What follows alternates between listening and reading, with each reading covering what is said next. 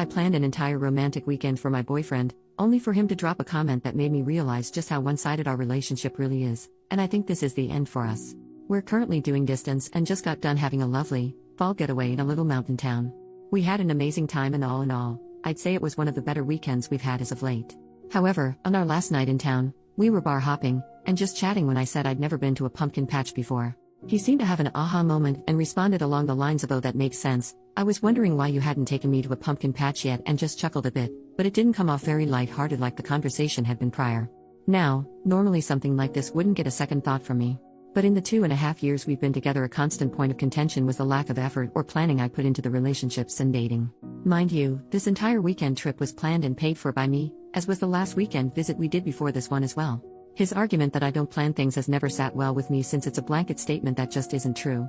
I've planned many a date, reservations for job opportunities, at-home quality time, etc., but conveniently during a lot of those plans, they don't pan out because he starts an argument with me over something: what I'm wearing, why I didn't tell him to dress up more, ogling other men while on said dates.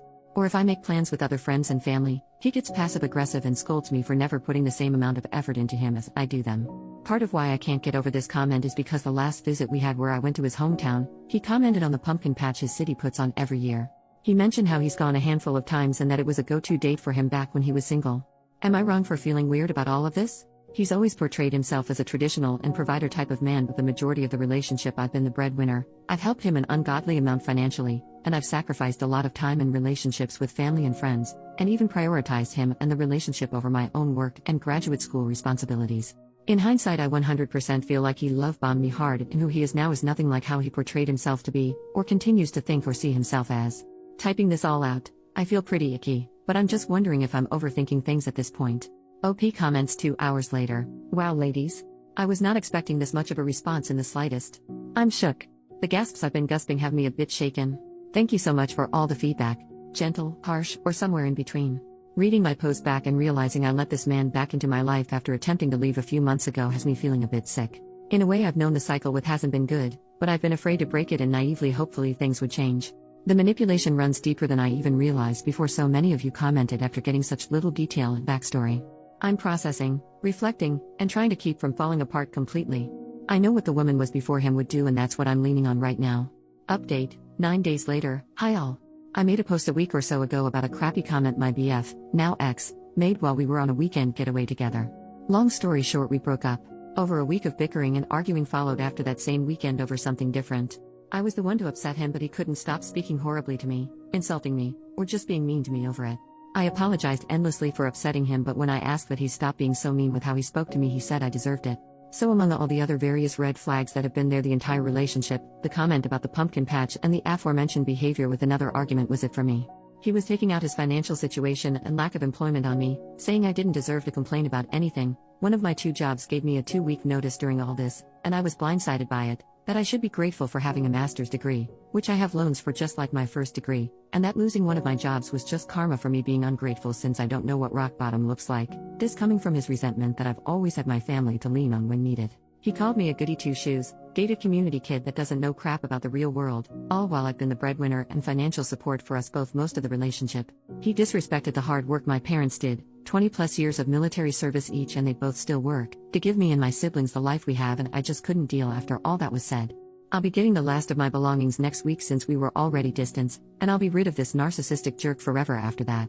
I have my master's graduation in December. I'm treating myself to an all-ladies retreat in Egypt as a celebration, which my ex had an issue with because I wasn't putting that money towards us, shocker.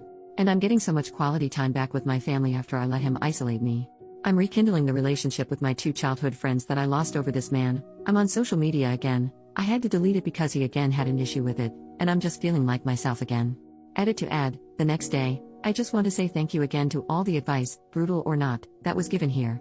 As well as the kind DMs. I've never felt so seen and understood before. It feels like the fog I was in that entire relationship lifted as soon as I heard from you all that I wasn't crazy. I'm convinced now that this man is at best someone with severe narcissist tendencies and at worst, undiagnosed. I know that gets thrown around a lot, but the projecting, the mirroring, and the fact that his mom has a history of mental health struggles, which I never got explicit details of, I feel like something's going on for sure. He took advantage of my kind heart and gentle spirit, and I let him for a long time, hoping he'd change.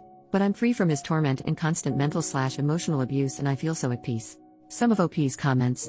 Commenter number 1, doesn't sound like he ever really liked you, but he liked having you bankroll his lifestyle for him. OP, he always tried to play things off as a, you know I say things when I'm mad or angry kinda deal, but I just don't buy it. Anytime we have argued, which was endlessly, he resorted to name calling, insulting personality traits of mine, lifestyle choices, my family, my friends. Any and everything about me was fair game, and he'd say awful things. I never used to stoop to his level at first, but after 2 years of it I started firing back. But of course the mean things I say are what gets held over my head now.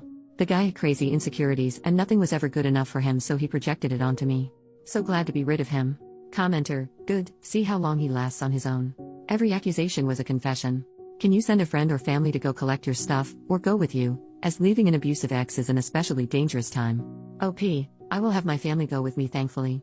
They were more than happy to offer me the help and I'm just so grateful for them. He always tried to make me out as immature for having close bonds and support from them. He really isolated me for a long time, and then my family still being here for me means everything. I'm never letting a man make me feel like he did it her again.